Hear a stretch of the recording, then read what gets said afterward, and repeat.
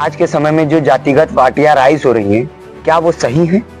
हमारे इंडिया में 1200 से ज्यादा पॉलिटिकल पार्टियां रजिस्टर हैं और हम देखेंगे उत्तर प्रदेश, बिहार जैसे राज्यों में ज्यादातर हमें देखने को मिलता है कि छोटी छोटी पार्टियां जात के आधार पर राइज होती हैं और अपने जात विशेष का वोट लेती हैं, फिर एक दूसरे के साथ कोलैब कर लेती हैं, गठबंधन बना लेती हैं और वो जो गठबंधन बनता है उसका जो प्रभाव है किसी को देखने को नहीं मिलता है। न वो पार्टियां किसी विकास के बारे में बात करती हैं, न भारत देश के किसी भी राजनीतिक उनका कोई स्तर है।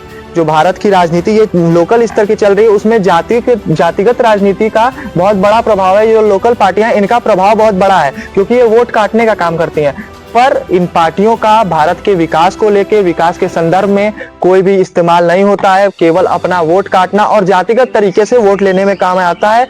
जैसे कि सुबसपा है, ओम प्रकाश राजभर की पार्टी, ना इनकी कोई आइडियोलॉजी है, ना कोई विचार है, बस ये जाति के हिसाब से अधिकतम गेम खेल रहे हैं जिससे ये पैसा कमाते हैं। पैसे के हिसाब से लगभग टिकट भी बांटते हैं और उसी हिसाब से ये प्रोग्राम को अपने आगे बढ़ाते हैं, जो कि नहीं होना चाहिए। भारत की राजनीति विकास की राजनीति होनी चाहिए और एक दूसरे को जोड़ने की राजनीति होनी चाहिए। क्योंकि इसी पे आशुतोष राणा का एक कविता मुझे याद आता है सर, कि बांट दिया इस धरती को, चांद सितारों का होगा, नदियों के कुछ नाम रखे, बहती धारों का क्या होगा।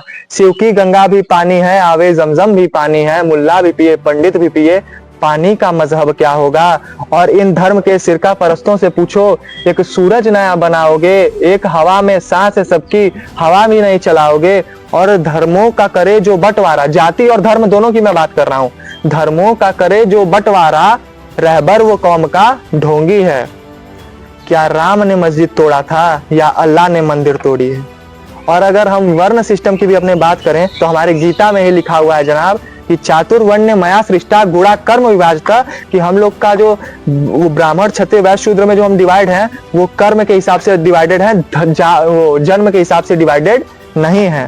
तो आज के समय में जो पढ़ता है, जो हमारे शिक्षक है, मैं उनको ब्राह्मण मानता हूं, अपने मिलिट्री भाइयों को, पुलिस वालों को मैं क्षत्रिय मानता हूं, और जो बिजनेसमैन है उनको मैं वैश्य मानता हूं, और ब्यूरोक्रेट्स नेताओं को मैं शूद्र मानता हूं, जिनका कर्तव्य है हमारी सेवा करना और वो हमारे हिसाब से सेवा करेंगे, देश की राजनीति के साथ देश के विकास में भी योगदान देंगे और जैसे हम चाहेंगे वो उस प्रकार से काम करेंगे, क्योंकि हम लोगों ने उनको चुना है और उस प्रकार से काम करना उनका कर्तव्य है।